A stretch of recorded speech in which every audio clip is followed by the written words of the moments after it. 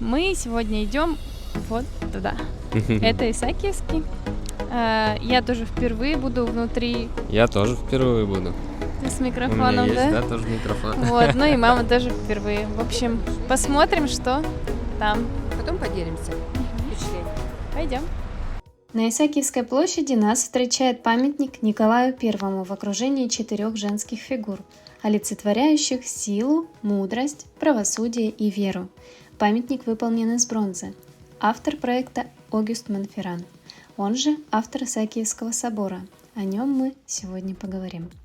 Строительство собора началось в 1818 году, а завершилось в 1858 году при Николае I.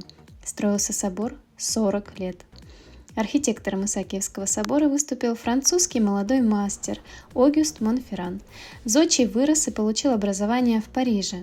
Так как Франция после событий 1812 года переживала не лучшее время, то на крупные заказы и хорошую работу архитекторам в Париже было рассчитывать сложно. В поисках крупных заказов Огюст переехал в Россию. Строительство Исаакиевской церкви стало фактически делом всей жизни архитектора. Скончался Огюст в Париже через месяц после освящения храма, оставив после себя это великое сооружение. Стоимость билета в Исаакиевский собор: льготный студенческий пенсионерам 200 рублей, полная стоимость 450 рублей. Колоннада оплачивается отдельно. Идем вовнутрь.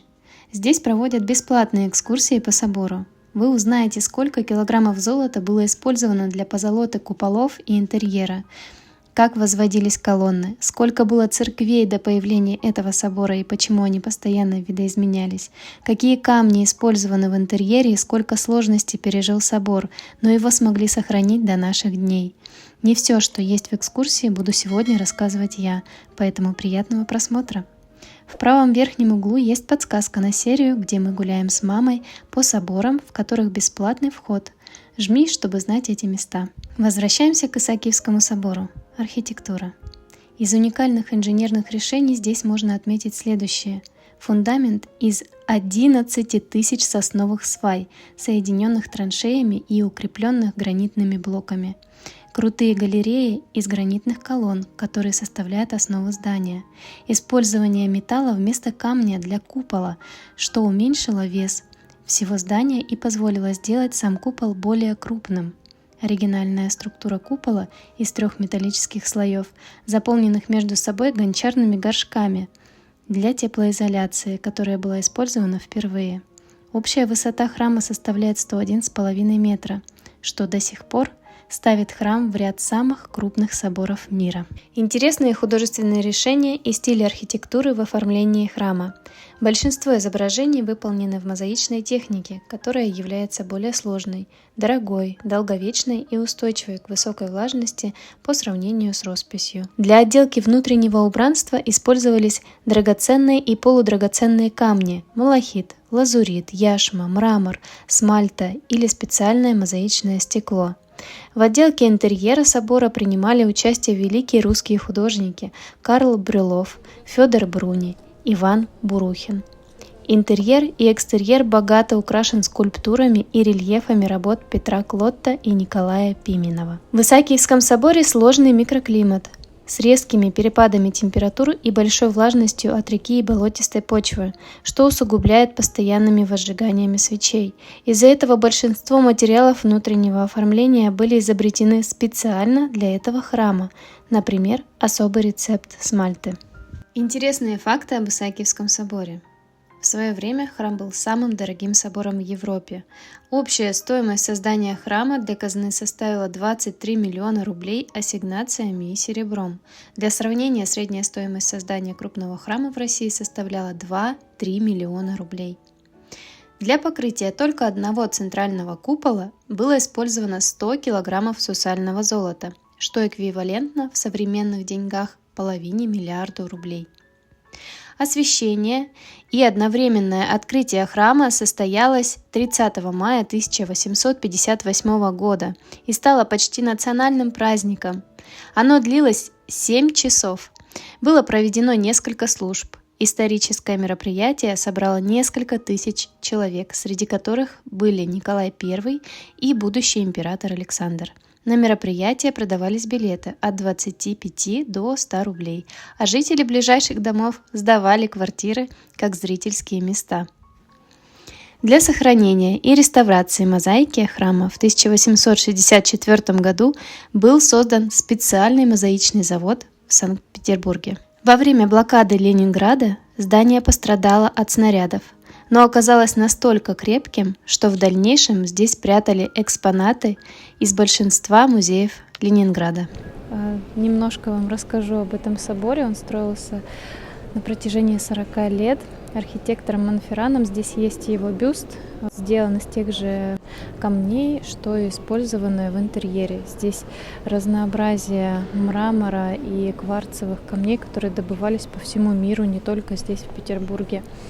Очень много мозаичных икон, которые набирались специально. Людей отправляли в Италию, чтобы они учились этому ремеслу.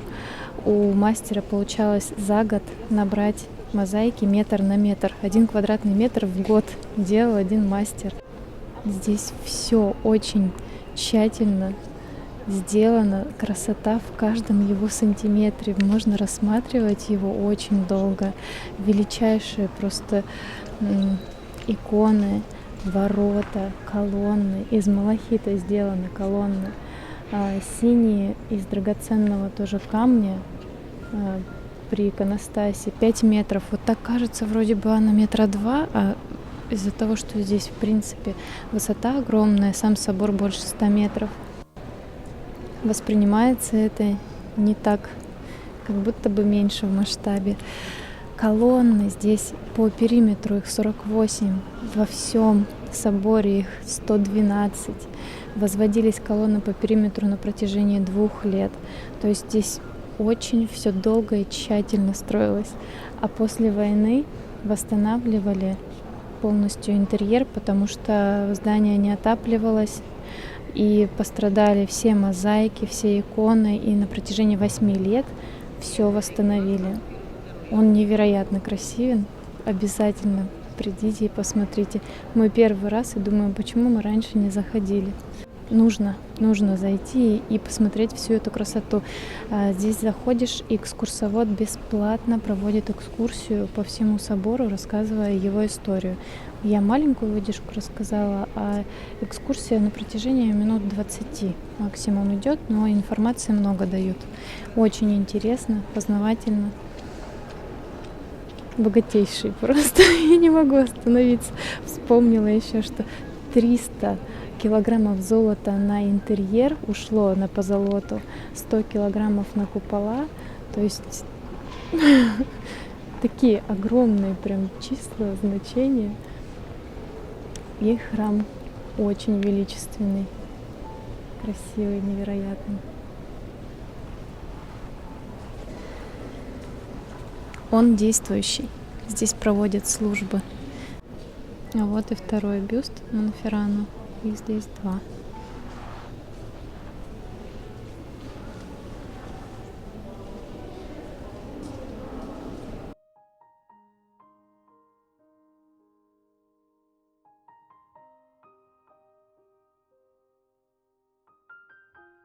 А сейчас мы вам расскажем немного о соборе Спаса на Крови.